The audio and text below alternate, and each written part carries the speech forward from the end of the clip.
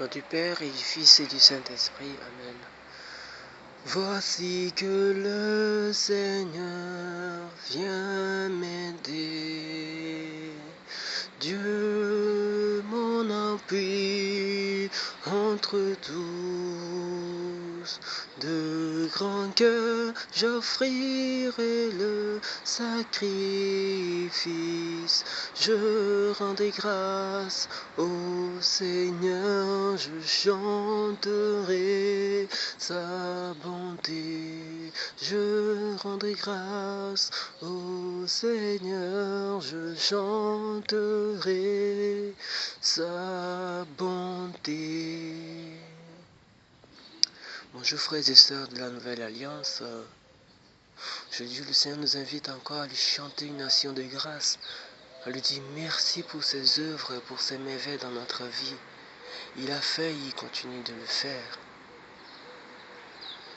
Comme la sœur Solène l'a fait remarquer, les tests de cette semaine et en particulier ceux d'hier et ceux d'aujourd'hui nous invitent à lui chanter une action de grâce.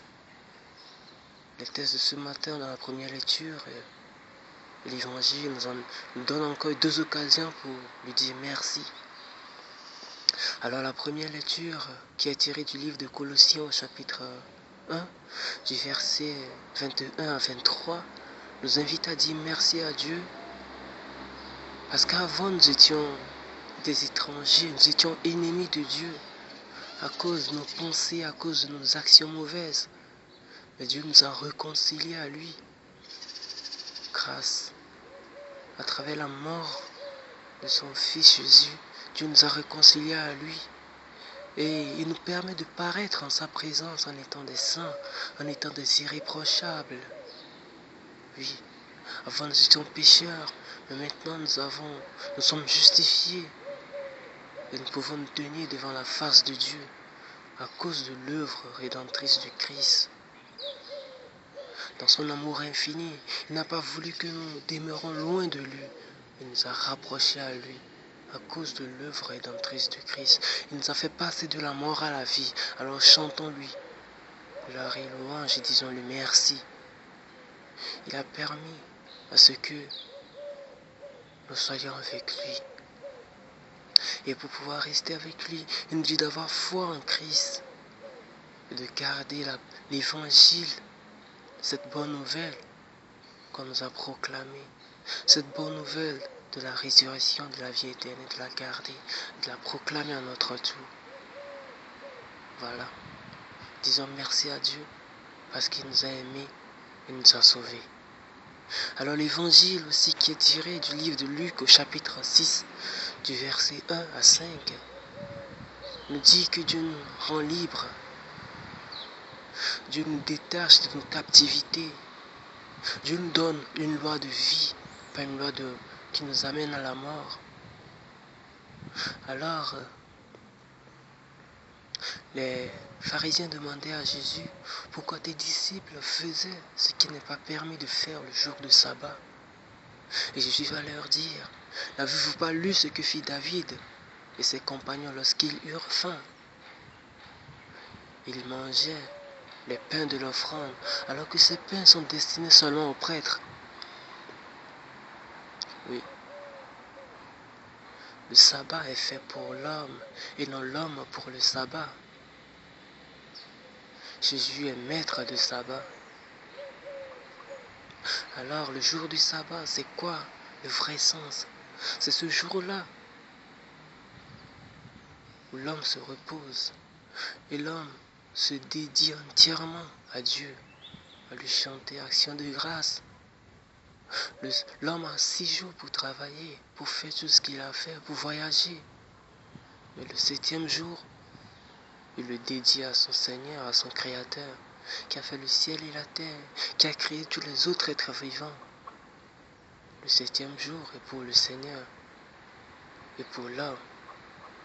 Alors Dieu, connaissant le vrai sens, l'importance du repos, il accorde le repos à l'homme le 7e jour. Mais ce repos n'a de sens que si l'homme le vit en communion avec Dieu. Et ce jour de repos Ce jour du sabbat, c'est le jour où tout comme les pharisiens qui se réunissaient dans la synagogue pour lire les saintes écritures et prier, c'est ce jour-là où nous aussi chrétiens nous nous rassemblons à l'église pour partager, pour écouter la parole de Dieu, la méditer, la partager. Alors ce jour de repos, nous nous rassemblons devant Dieu. Alors ce jour de repos n'a de sens que si nous nous retrouvons autour de la parole de Dieu pour écouter ça et la méditer. C'est très important. Et ce jour de repos, ce jour de sabbat, n'a de sens que si nous pratiquons la justice, la miséricorde et que nous restons fidèles à Dieu dans la charité, en aidant nos frères qui sont malades, en rendant visite à nos frères. En effet, si ce jour de repos, nous continuons par insulter, nous continuons par dire de mauvaises choses, nous continuons par produire de faux jugements sur les gens, à quoi cela sert? C'est vrai, on a dit de ne pas travailler, mais est-ce que le sens de ne pas travailler, est-ce que cela nous interdit de faire le bien? Les disciples avaient faim, alors c'est normal qu'ils arrachent les épis et mangent. Comme hier, Jésus répondait à ces pharisiens-là qui reprochaient à ses disciples de ne pas jeûner alors que eux et les disciples de Jean jeûnaient. Le Seigneur leur disait, est-ce qu'on peut obliger les invités de la noce à jeûner s'ils le pouvaient avec eux? Juste pour nous inviter à voir qu'il y a un temps pour jeûner, un temps pour prier, mais il y a également un temps pour manger, pour boire. Chaque chose a son temps, à sa place. L'erreur, c'est de mélanger les choses.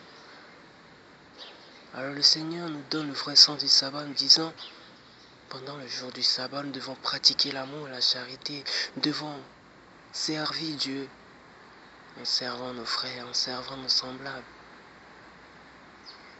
Alors que le Seigneur nous aide à bien pratiquer ce jour du sabbat, en le l'étudiant entièrement et en servant le frère avec bonté.